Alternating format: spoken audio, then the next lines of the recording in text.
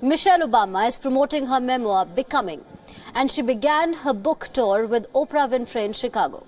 Former U.S. First Lady opened up to Oprah on life in the White House, how bizarre it was to be served breakfast by men in tuxedos, and what the Obamas did about that.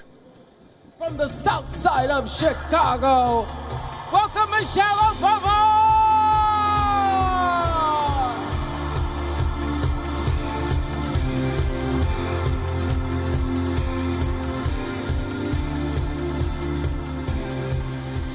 From the first page of this book until the last, you did it. You brought it, you opened yourself up, you allowed us to see in, and let us experience the fullness of you in a way that I don't think anybody has ever done before, particularly who's been in the White House.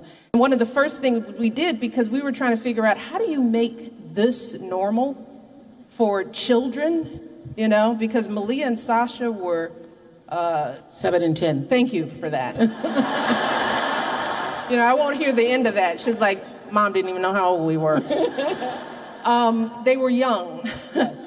And we were figuring out how do we keep them grounded. And the first thing we thought is like, they cannot, you know, when we're having pancakes in the morning, it's just crazy to have a man with a tuxedo come in.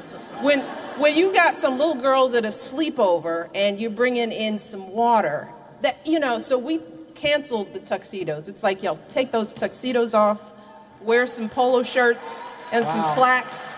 Unless we did something formal, we just sort of loosened it up a bit. And people asked, do I miss the White House? And it's like, no, I don't miss the house, because we took what was important in that house with us, and it is with us. It's family, it's values, it's the friendship. So the house is beautiful, and it's historic, and, you know, it was an honor to live there. But the people in it make it what it is. At any time of the day and night, can you just say, I'd like some refreshment? You know, you can, but then you realize, I write about this, yes, that you pay for it, right? So they tell you you can order anything, and they listen very carefully because everybody listens to every word that the president says. And I used to tell Barack, don't say you want something, because then we'll have like thousands of it, you know, and then we're paying for it. So if I know, it was a shock. If he said he liked some rare fish, he just happened to say, this is delicious.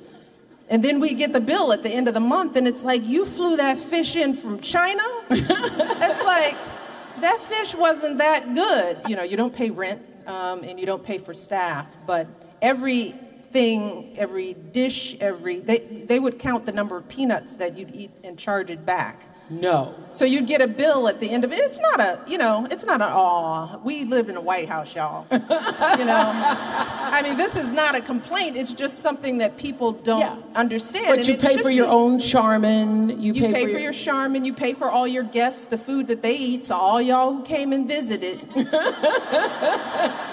When you were thinking, I'm just going to take some, put it in the purse. I was like, we got the bill.